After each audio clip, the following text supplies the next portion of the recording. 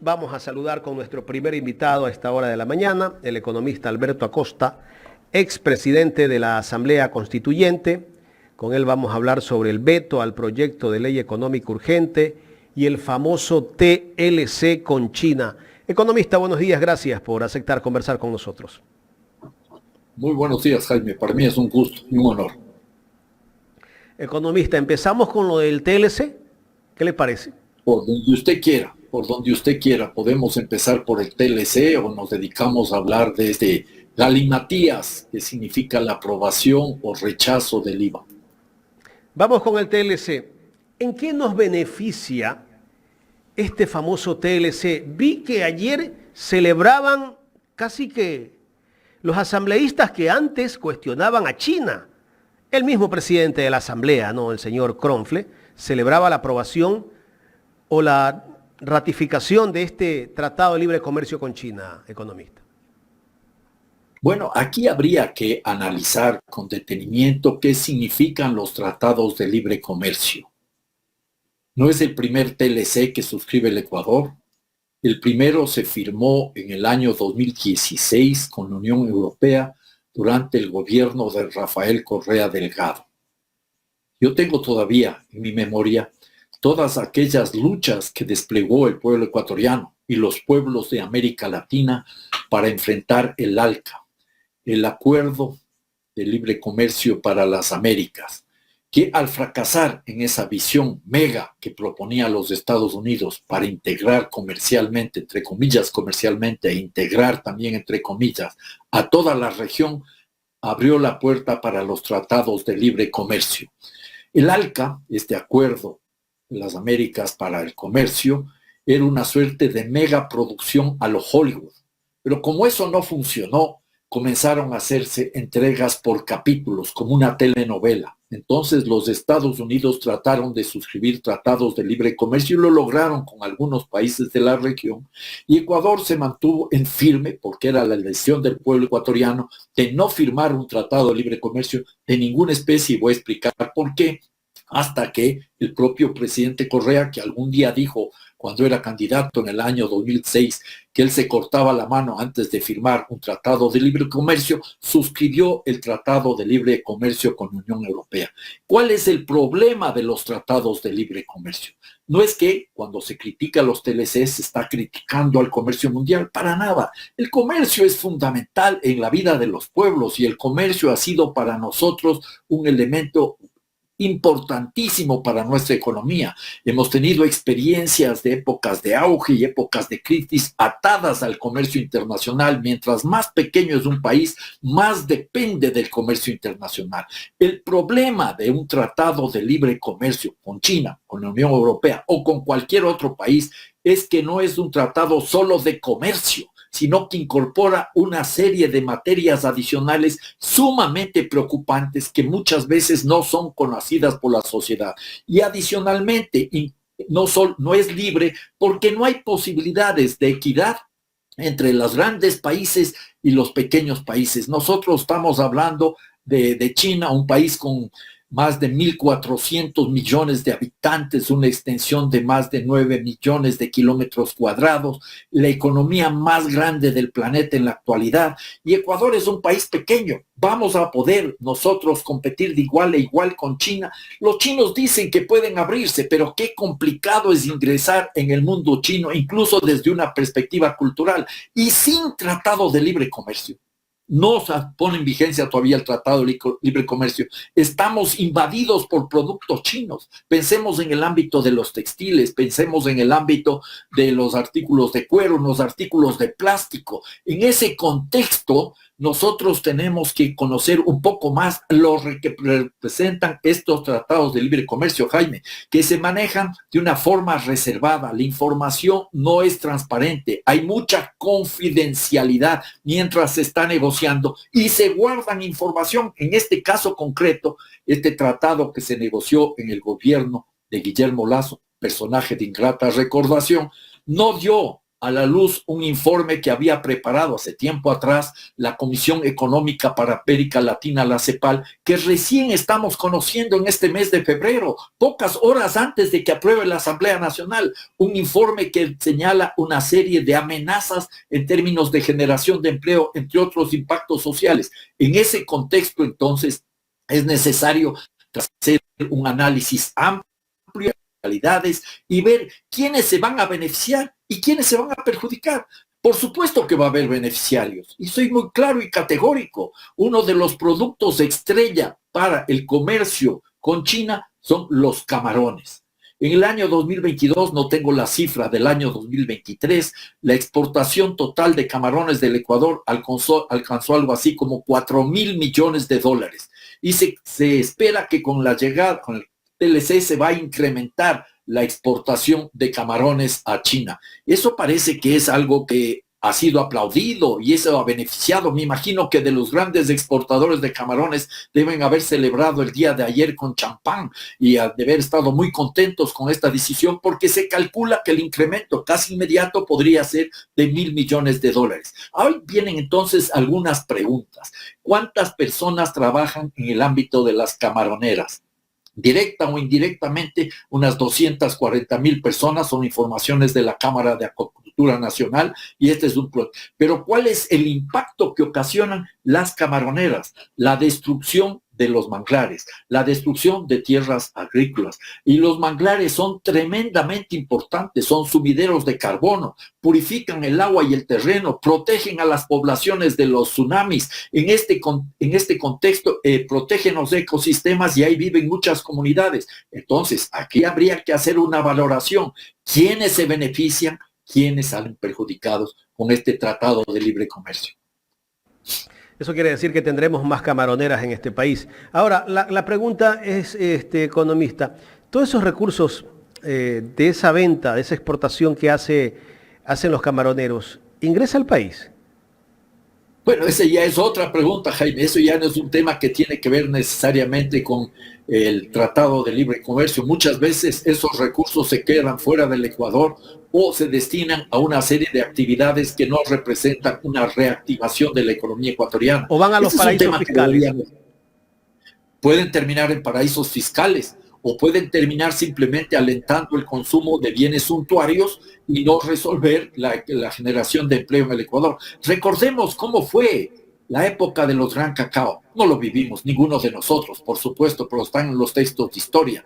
14 familias controlaban la exportación de cacao del Ecuador. 14 familias. Grandes extensiones de suelo. Había fincas de hasta 10,000 hectáreas.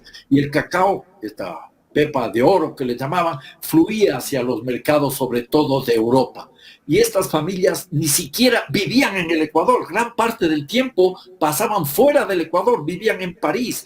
Y por eso se llama a Vinces el país chiquito, porque allá regresaban algunos de estos personajes cuando hacía mucho frío en Europa y luego regresaban a Europa donde gastaban el dinero y no reinvertían en el país. Este es uno de los temas que tenemos que tener en cuenta. Ecuador ha sido el principal productor y exportador de cacao en el mundo, el principal productor y exportador de banano en el mundo. Ya no somos el principal productor de banano, es la India.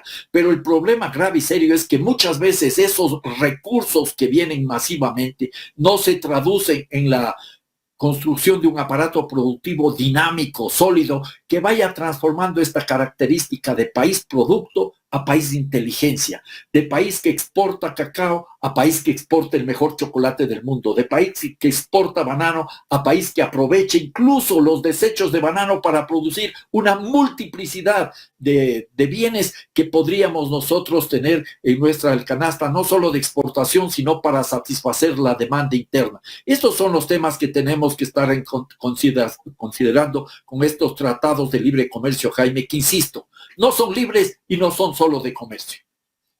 Economista, ¿cómo quedan los productores nacionales? ¿Cómo va a quedar la producción nacional, por decirle, los textileros, los que venden calzado? ¿Qué pasa si, bueno, dicen que esos productos, el calzado, los textiles, tal vez no están dentro del tratado, pero a veces hay el contrabando, como le llaman, que también entra?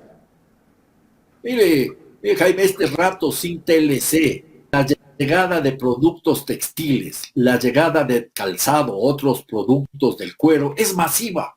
Y claro, va a irse desgravando paulatinamente y algún rato van a entrar libremente los productos chinos cuando nuestros industriales ya habrán desaparecido del planeta. Y no solo es un tema de que van a perder los inversionistas, sino los trabajadores, las trabajadoras se quedarán sin su puesto de trabajo. Y sabemos que hay industrias textiles y industrias del cuero en algunas provincias del país particularmente, pensemos en Imbabura, pensemos en Tungurahua, que son las que dinamizan esas economías. Y creer que ahora los chinos van a garantizar que no va a haber la llegada de productos de contrabando, me parece que es una enorme ingenuidad. Ahora, con mayor razón, cobijados por el TLC, entrarán más fácilmente productos chinos en todos los rubros. Y no solo eso, sino que hay un tema adicional. En este tratado se abre la puerta a la posibilidad de que entre chatarra y basura y desechos de todo tipo, desechos eléctricos, electrónicos, farmacéuticos, baterías, plásticos, a cuenta de que sería la base para recuperar materia prima para la industria ecuatoriana. Este es uno de los temas más cruciales y más perversos de este Tratado de Libre Comercio. China, hasta hace algunos años atrás, creo que 4 o 5 años atrás, recibía enormes cantidades, por ejemplo, de desechos de plástico, y eso transformaba en materia prima, pero se dio cuenta que esos desechos de plástico que le generaban algún beneficio transformados en materia prima, le estaban inundando el país de una basura que es tremendamente nociva, que bien sabemos dura cientos de años hasta que se descomponga. Y entonces ahora China cierra la puerta para recibir productos, mejor dicho, chatarra, desechos, basura de plástico, y está tratando de conseguir espacios donde colocar esa basura de plástico. Yo creo que esto tiene que estar muy claro. Además, en el Tratado de Libre Comercio, por ejemplo, se habla de cooperación ambiental. Pero ¿qué es la cooperación ambiental que están pensando los chinos? Seguir en la lógica de lo que podríamos hablar de una transición energética neocolonial o corporativa.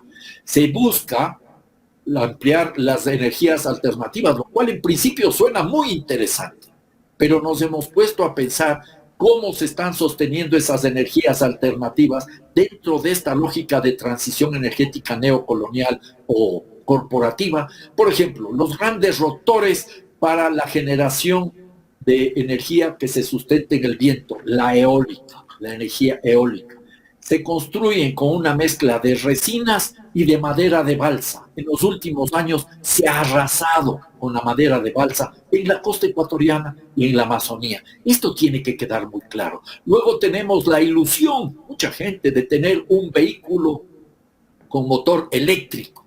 Pero ¿cuánto es la cantidad de minerales que demanda un vehículo con motor eléctrico? Mucho más que los vehículos a combustión. Y no es que esté defendiendo los vehículos a combustión, estoy simplemente sintetizando y puntualizando una realidad concreta. Estos vehículos demandan cada vez más tierras raras, más litio, más cobre, más cobalto y más productos que van provocando una ampliación de la frontera minera. Y el Ecuador, como bien sabemos, está en algunos lugares totalmente entregado a China. Veamos solo lo que sucede en el yacimiento, en el Mirador, en la cordillera de Cóndor, donde tenía autorización para extraer el mineral. Ahí es una mina de cobre, inicialmente de 60,000 toneladas al día, y ahora está la autorización para 140,000 toneladas al día. Y cuando se vaya a la empresa minera, ya de aquí a unos 25, 30 años, si son 140,000 toneladas al día, las relaveras, o sea, estos depósitos de los productos contaminados, que son cócteles tóxicos tremendamente contaminados, van a tener un volumen equivalente a 7 lagos San Pablo. 7 lagos San Pablo, no sé si tenemos una idea de lo que estamos hablando. Y las escombreras, donde quedan los desechos sólidos, van a tener un volumen de 13 panecillos de la ciudad de Quito. Y todo esto con una creciente demanda de agua. Los impactos ambientales de todo esto no aparecen en este tipo de análisis, en este tipo de reflexiones. Economista, debido al tiempo, antes de que venga mi compañero Gustavo Jiménez, me gustaría saltarme a otro tema. Este tema del impasse que hay con Rusia, luego de que el país o el gobierno de Noboa anunciara la entrega de helicópteros y armamento bélico como chatarra a Estados Unidos. Rusia ha sancionado a 5 exportadoras de banano y también a los claveles de nuestro país. Y por ahí se habla de que posiblemente vengan más sanciones. ¿Cómo analizar esto, economista? Bueno, ese es el resultado de la ausencia de una política internacional clara, basada en la soberanía y en el interés del pueblo ecuatoriano. Se toman decisiones, sobre todo en este gobierno, que parecen apresuradas o el resultado de coyunturas, sin prever lo que esto va a significar. Piense usted, incluso, no es que esté yo aquí favoreciendo el narcotráfico o el crimen organizado, la forma en que se planteó este conflicto interno armado y las medidas que se tomaron apresuradamente, sí, porque no estaban preparados, fue algo de coyuntura, quizás porque había caído la aceptación del presidente de la República cuando se escapó Fito y el otro delincuente de las cárceles del país, y se optó por eso y se encuentran con que esa medida, con los toques de queda, estaban grabando mucho más al pueblo ecuatoriano y a la economía nacional, y tienen que dar paso a estos toques de queda en forma de semáforo. Son demostraciones de que algo no funciona bien en este gobierno de un presidente bastante improvisado. Y en el ámbito internacional, obvio que eso tenía que suceder si no toman en cuenta los convenios suscritos cuando Ecuador compró hace muchos años atrás armas de Rusia y armas de Ucrania. Hay convenios que dicen que ese armamento tiene que tener un uso predeterminado y cuando ya se vaya a dar de baja, incluso se tiene que negociar con la parte que vendió esos equipos, pero nada de eso sucedió. Es la improvisación y eso es sumamente grave para el país en este momento tan difícil, tan complicado para todos los habitantes. ¿Qué podría significar para Rusia esta entrega del armamento de Rusia a Estados Unidos? Bueno, yo no creo que llegue a ser una cantidad y una calidad de armamento que vaya a definir la guerra, de ninguna manera. Rusia lo que está es dando una señal como Economista, potencia internacional. ¿qué pasaría si ese armamento es enviado a Ucrania para que combata contra Rusia? Bueno, estoy diciendo que no creo que ni la cantidad ni la calidad del armamento va a incidir en la guerra que tienen Rusia y Ucrania este rato. ¿Pero se estaría metiendo en un conflicto el país? Está asumiendo una posición el país. El presidente Noboa está asumiendo ya una posición del lado de Ucrania. No hemos tenido una posición así tan categórica ni siquiera en el gobierno anterior de Guillermo Lasso. ¿Qué es lo que está haciendo Daniel Noboa? Dando señales muy claras de que quisiera instaurar una suerte de protectorado de los Estados Unidos en el Ecuador. El Ecuador volverse un protectorado de los Estados Unidos. El regreso de las tropas norteamericanas que ya no van a tener una base, van a poder moverse por todo el territorio nacional. El hecho de asumir una posición al entregar las armas rusas y de Ucrania a los Estados Unidos para que les pase seguramente a Ucrania o para que haga lo que quiera con esas armas, es asumir una posición. El hecho de haber estado también, de no haber tenido una posición clara para reclamar frente al genocidio que se está produciendo en el pueblo palestino por parte del gobierno sionista de Israel. También Noboa ha estado del lado de Israel, que es la posición de los Estados Unidos, y se alinea también en contra del gobierno de Maduro en Venezuela. Yo no estoy defendiendo aquí al gobierno de Maduro, pero eso es alinearse con una posición de los Estados Unidos. En ese contexto es lo que hay que ver este manejo del gobierno del presidente Daniel Noboa. Es la lógica de él es estar cada vez más cerca de Washington que buscar opciones de una soberanía nacional y de una integración regional que debería ser el camino que deben continuar marchando los pueblos de América Latina. Economista Alberto Acosta, buenos días. Gustavo Jiménez le saluda. Gustavo, muy buenos días. Ya le estaba extrañando. Gracias, economista. Y en este tema hay mucha gente que está haciendo una comparación con el presidente Bukele, diciendo que las decisiones de Daniel Noboa van muy ligadas con las que está ejecutando Bukele en El Salvador. ¿Cuál es su criterio? Bueno, yo he escuchado, he leído algunos voceros cercanos a los grandes grupos económicos de la línea neoliberal, de la línea de la economía ortodoxa, conservadora y prudente, que le están pidiendo al presidente Daniel Noboa que se transforme en un Mikele, una mezcla de Milei y de Bukele, un Mikele. Milei está dando paso o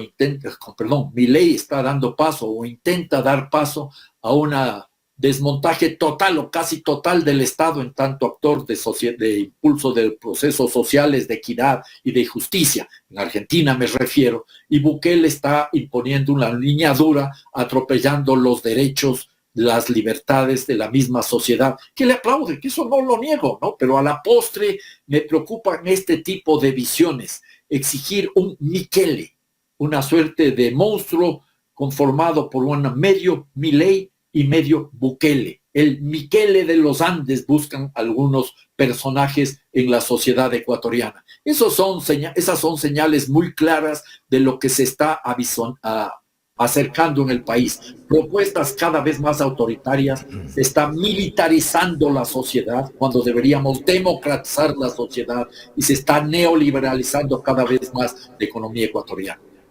Economista, pasemos rapidito al tema de la Asamblea. La Comisión de Desarrollo Económico en el tema tributario ha recomendado al Pleno revisar el texto que ellos habían aprobado, ¿verdad? En principio, pero esto no es vinculante, lo que significa que el Pleno verá si es viable o no. Pero en todo caso, ¿cómo usted ve la gestión actual de la Asamblea en función de la ley tributaria que está creando un torbellino a todo nivel, ¿verdad? Dentro de los aspectos empresariales, bancarios y dentro de la misma población?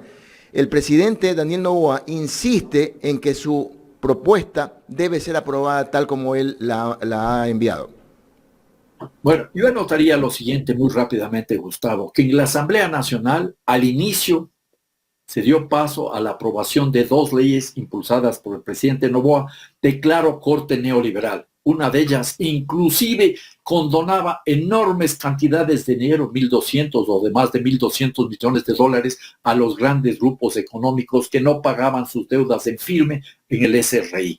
Me refiero a la ley de eficiencia económica y generación de empleo y me refiero a la ley de competitividad energética. Esto fue apoyado por los grandes bloques. Estuvo ahí el correísmo, estuvo el socialcristianismo y otros grupos más, salvo el Pachacuti. Ahora aparece esta ley para financiar el conflicto interno armado, la lucha contra el terrorismo, planteada por el presidente Daniel Noboa, en donde parecería que hay un acuerdo, pero no abierto.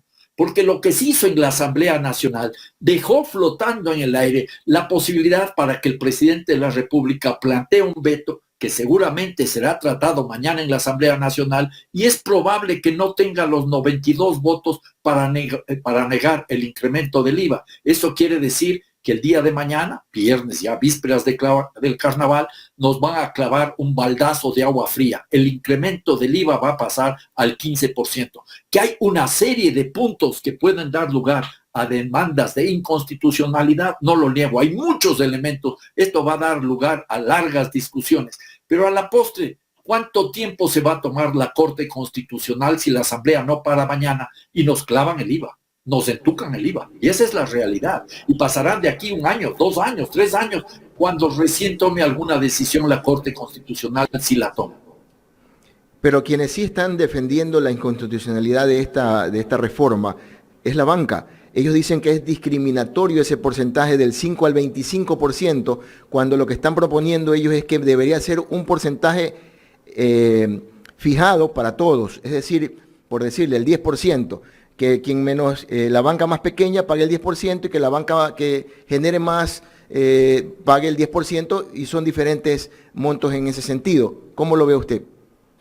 Bueno, mire, en primer lugar habría que tomar en cuenta algo que no me queda muy claro, Gustavo, y que no se ha dilucidado. La Asamblea Nacional preparó un proyecto tributario en donde no aprobó el incremento del IVA, pero aprobó otros tributos, el impuesto a la banca, a las cooperativas de ahorro y crédito, el alza del impuesto de salida de divisas y otro impuesto a las grandes empresas, una contribución especial. parecería, esta es mi lectura sin tener toda la información, porque no tengo ningún informante en el Palacio y tampoco en la Asamblea Nacional, que el presidente Noboa quiere quedarse con todo, quiere quedarse con todo. Pero lo que usted señala, Gustavo, es claro.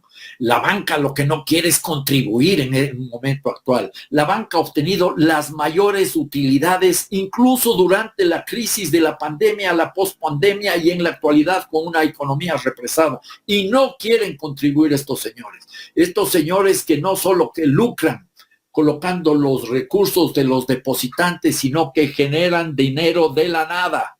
Algún día me gustaría conversar sobre este tema largamente para explicarle a la ciudadanía, a las personas que nos están escuchando, cómo es ese manejo de crear dinero de la nada. Eso se llama generación endógena de dinero, que es el sueño del alquimista, transformar algo que no tiene valor en oro. Los banqueros pueden hacer eso una y otra vez y a pesar de tener todos esos beneficios, esas grandes utilidades, se resisten a contribuir en estos momentos de angustia del pueblo ecuatoriano. Economista, finalmente, me gustaría poner en contexto algo que dijo la ministra de la Producción, Sonsoles García, ayer en Ecuavisa. Justamente ella se refería que los acuerdos, hablaba del TLC y los convenios internacionales están por encima de la Constitución. Voy a poner a rodar el video y después me gustaría que usted me dé un criterio de lo que ha dicho la ministra. Hay voces, ministra, también que señalan que Ecuador, de llegar a firmarse este acuerdo, se convertiría en una suerte de basurero tóxico de China. Sobre eso me gustaría presentarles esta lámina. Esa es una pirámide de Kelsen que se encuentra establecida en el 425 de la Constitución, donde nosotros podemos ver que los acuerdos y convenios internacionales, como el caso de Basilea, sobre el control de plagas y de prohibición de desechos peligrosos, está por encima de la Constitución. Tenemos también... Como expresidente de la Asamblea Constituyente, economista Alberto Acosta, su criterio. Le hicieron una pregunta y abordó otro tema, así que no sabría yo cómo responder. De hecho, hay una constitución muy clara que no se ha respetado. Yo les hago una recordación. Quizás no tienen ustedes, ni la gente que nos está viendo y escuchando este rato en su memoria. En el año 2012, creo que era 2013, se discutía la posibilidad de suscribir el Tratado de Libre Comercio con la Unión Europea. Y la embajadora del Reino Unido, de Inglaterra, decía que lo primero que tienen que hacer los ecuatorianos es cambiar su constitución para que puedan ponerse en práctica los tratados de libre comercio, o que se debe atropellar y violar la constitución. Esto es lo que se ha hecho. No se ha respetado la constitución con ninguno de los tratados de libre comercio. Podría puntualizar todas las violaciones sistemáticas a nuestra Constitución, economista, desde el tratado que se firmó con la Unión Europea hasta el tratado con China. Pero que una ministra diga eso ante un medio de comunicación nacional y el periodista no cuestiona. No sé, no es que no terminó el periodista, no, y la ministra se salió de la pregunta, sacó otra cosa. Estaba hablando de un tratado internacional que prohíbe la utilización de productos tóxicos. Esto quiere decir que si los productos de esta chatarra de China es tóxica, no puede entrar al Ecuador por más que esté un tratado de libre comercio. Claro que el problema de fondo es que China puede aducir que esa decisión ecuatoriana le está afectando sus intereses y nos lleva a un arbitraje internacional. Insisto, los tratados de libre comercio no son solo de comercio, tienen que ver con otras materias. Protección de las patentes de las farmacéuticas, protección de las inversiones extranjeras y una serie de beneficios que a la postre van en detrimento del Ecuador a favor del país más grande, en este caso de la economía más grande del mundo, China. Economista, queremos agradecerle por aceptar la invitación. Yo les agradezco y para mí, como saben, es un gusto estar con ustedes, Jaime y Gustavo. Que se repita las veces que sea necesario. Gracias. Gracias al economista Alberto Acosta, expresidente de la Asamblea Constituyente, conversando con Ecuador en directo.